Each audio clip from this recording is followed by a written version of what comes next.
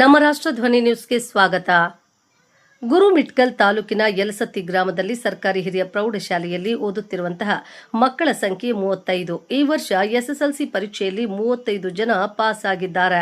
ತುಂಬಾ ಧನ್ಯವಾದಗಳು ವಿದ್ಯಾರ್ಥಿಗಳು ವಿದ್ಯಾರ್ಥಿನಿಯರಿಗೆ. ಇದರ ಪ್ರತಿಫಲ ಪ್ರೌಢಶಾಲೆಯ ರಜನಿ ಮೇಡಂ. ಯಾಕೆಂದ್ರೆ ರಜನಿ ಮೇಡಂ ಯಾವುದೇ ಟ್ಯೂಷನ್ ಫೀಸ್ ಇಲ್ಲದೆ ಮಕ್ಕಳಿಗೆ ಚೆನ್ನಾಗಿ ವಿದ್ಯಾಭ್ಯಾಸವನ್ನ ಓದಿಸಿ ಯಲಸತ್ತಿ ಗ್ರಾಮಕ್ಕೆ ಹೆಸರನ್ನ ತಂದುಕೊಟ್ಟಿರುವಂತಹ ರಜನಿ ಮೇಡಂ ಹಾಗೂ ಅತಿಥಿ ಶಿಕ್ಷಕರಿಗೂ ತುಂಬಾ ಧನ್ಯವಾದಗಳು.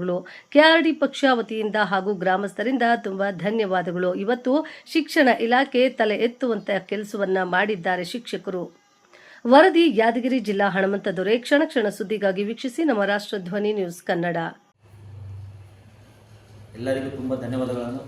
ಯಲಸತ್ತಿ ಗ್ರಾಮದ ಪ್ರೌಢಶಾಲೆಯಲ್ಲಿ ಸರ್ಕಾರಿ ಪ್ರೌಢಶಾಲೆಯಲ್ಲಿ ಓದುತ್ತಿರುವಂಥ ಎಲ್ಲ ವಿದ್ಯಾರ್ಥಿನಿಯರು ಇವತ್ತು SSLC ಪರೀಕ್ಷೆಯಲ್ಲಿ ಪಾಸ್ ಆಗಿದ್ದಾರೆ. ಅಲ್ಲಿ ಓದುತ್ತಿರುವಂಥ ವಿದ್ಯಾರ್ಥಿಗಳು 35 ಪಾಸ್ ಆಗಿದ್ದಾರೆ.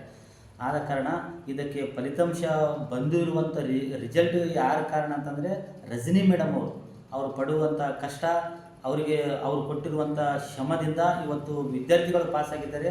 ಅದೇ ರೀತಿಯಾಗಿ ಅತಿಥಿ ಶಿಕ್ಷಕರಿಂದ ಕೂಡ ಹೇಳೋಕ್ಕೆ ಇಷ್ಟಪಡ್ತೀನಿ. ಯಾಕಂದರೆ ನಮ್ಮ ಇವತ್ತು ಯಲಸತ್ತಿ ಗ್ರಾಮವನ್ನು ಅವರು ನಮ್ಮ ಯಲಸತ್ತಿ ಗ್ರಾಮಕ್ಕೆ ಹೆಸರನ್ನು ತಂದು ಕೊಟ್ಟಿದ್ದಾರೆ.